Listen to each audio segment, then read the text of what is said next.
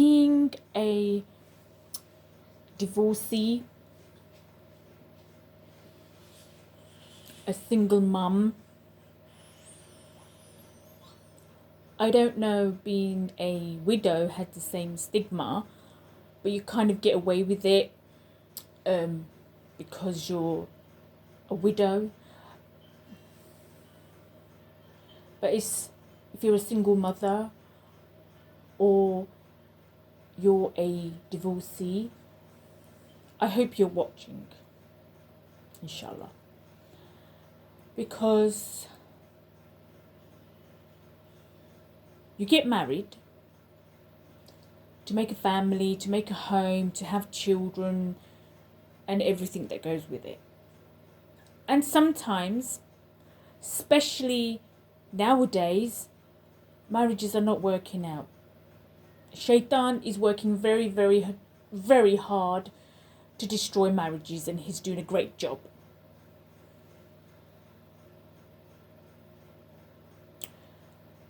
So,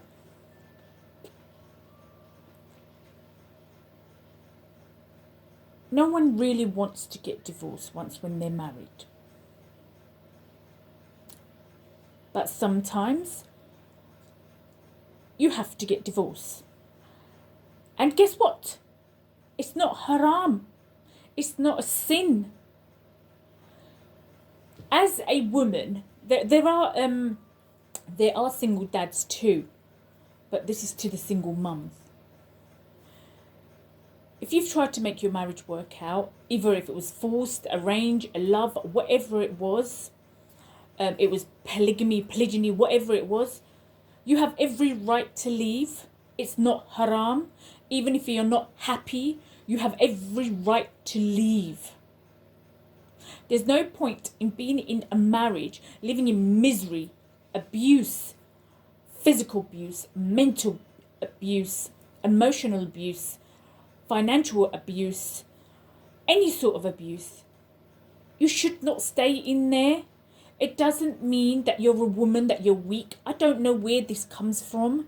I really don't know where this comes from, that you're just a woman. No, you're not just a woman. You're a creation of Allah subhanahu wa ta'ala. You're a human being, equal in Islam, just like men. Different responsibilities. You have every right to get divorced, to be happy. And even if you do get divorced, it doesn't really matter. It really, really doesn't matter. We're not here to please society. You're not a leftover. You're not used goods. You're a human being. You're a creation of Allah. You deserve everything. You deserve happiness. No one has a right to point fingers at you, especially nowadays. Going back 20 years ago, when women used to get divorced, it was a big thing. Just say 20, 25 years ago, and 30 years, it was like a big thing then if you got divorced. But now, divorce is happening left, right, here, there. Even in my own family, we have so many women that are divorced. When I speak to my friends, so many of my friends are divorced. My neighbours are divorced. When I go to the local masjid, the women there are divorced. My sister's friends are divorced. There's so many people that are divorced. Do you know what? It doesn't matter. It doesn't matter that you're divorced, because it's not the end of the world. It's not the end of the world. There's still a life to live. It's not the end of the world. We still have to work for Jannah. So, just say you've got divorce, right? You may still love your husband, your ex-husband. You may not love him. Whatever it is, you have Allah. You have Allah. Remember, you're not a leftover. You're not a leftover. You're not used goods. Because if that was the case, there wouldn't be a purpose of Allah creating us women. You have to, and your children, have to still live, survive, and work for Jannah. You still have to move on. You still have to live. You still have to do the good deeds. You still have to worship Allah, reading Quran, Salah, fasting. You still have a journey to carry on with. Just because the divorce has ended, your life hasn't ended. You've still got to carry on. You've still got to carry on for your children. It's not easy. I know it's not easy. But you've got Allah.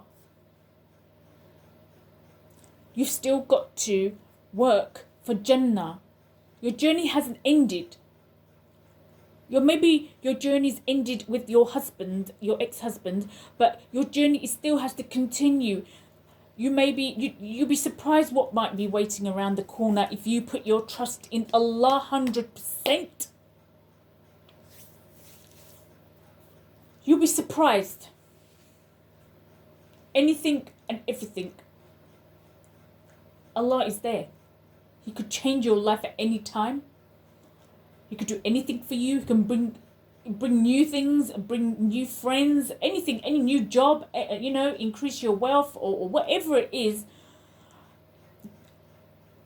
Things will change and things will get better. Don't feel, oh my God, my life has come to an end. I've just got divorced and that's it. I'm finished. No, you're not finished. You've still got to carry on.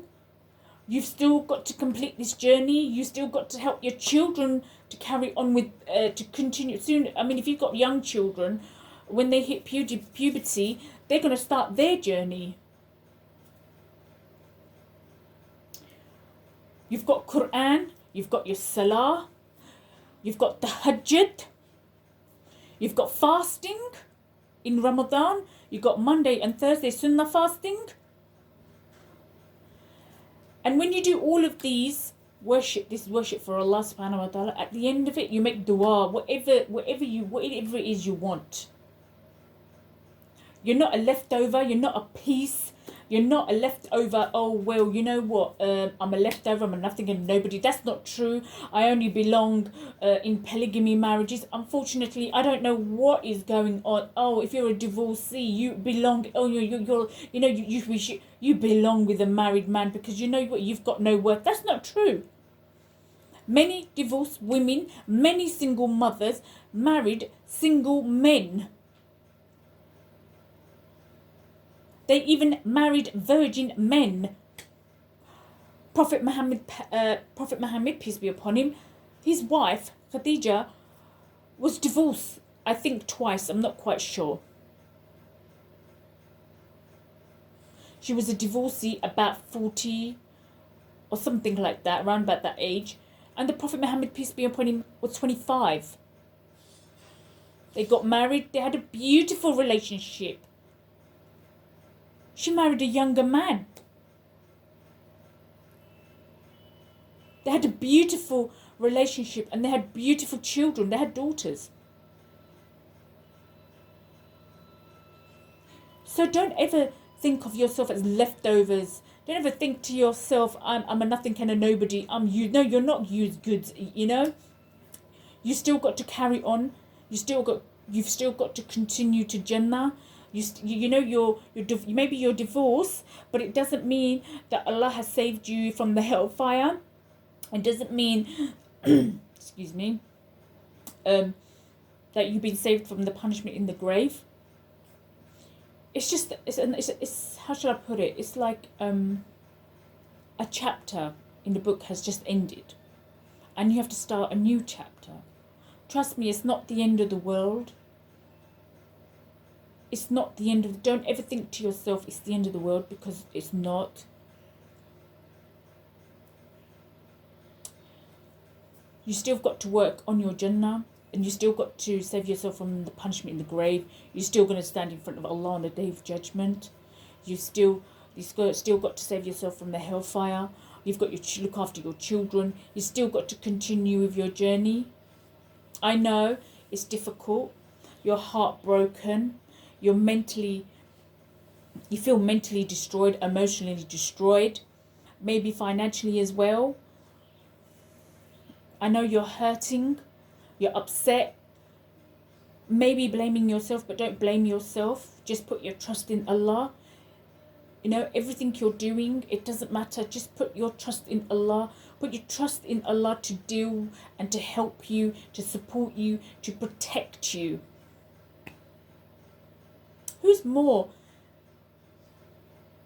great at loving, supporting, understanding you, protecting you? Allah. You just say, I put my trust in Allah to protect me and my family. Please, Ya Allah, I put my trust in you to protect me and my family. I put my trust in you to help me and support me. I put my trust in you. I put my trust in Allah for everything. And then I just say, Allah, I put my trust in you with everything. Food, money, protection, everything.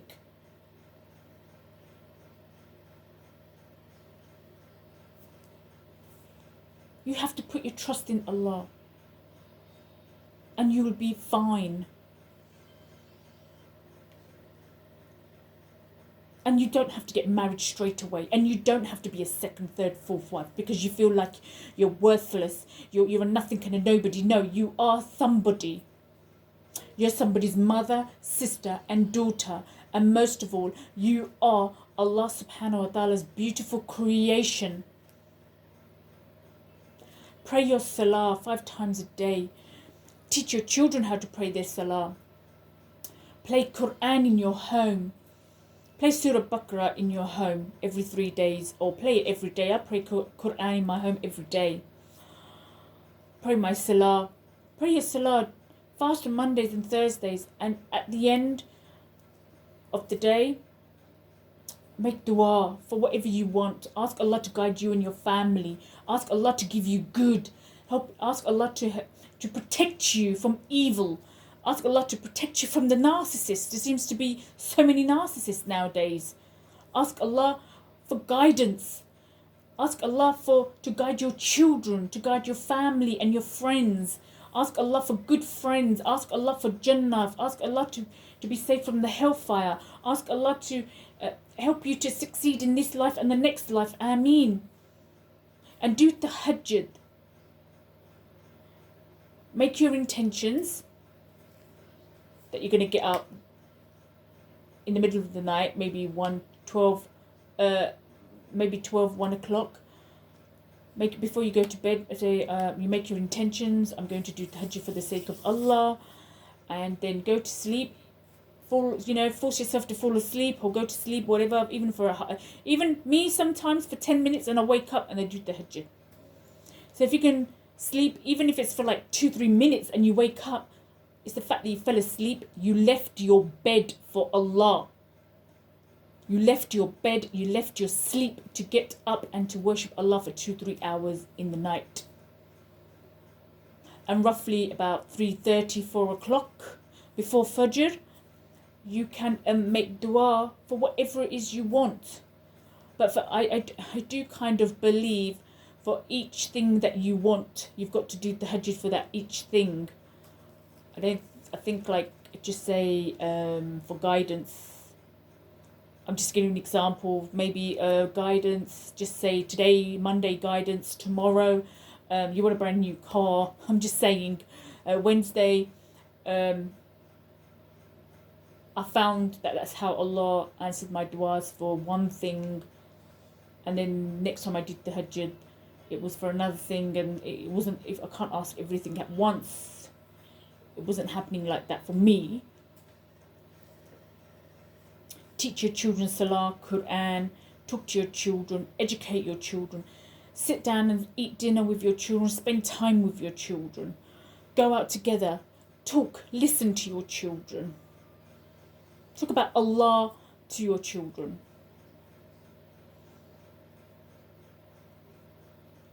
And Salah, Quran, fasting on Mondays and Thursdays, play Quran in your home, and tahajjud.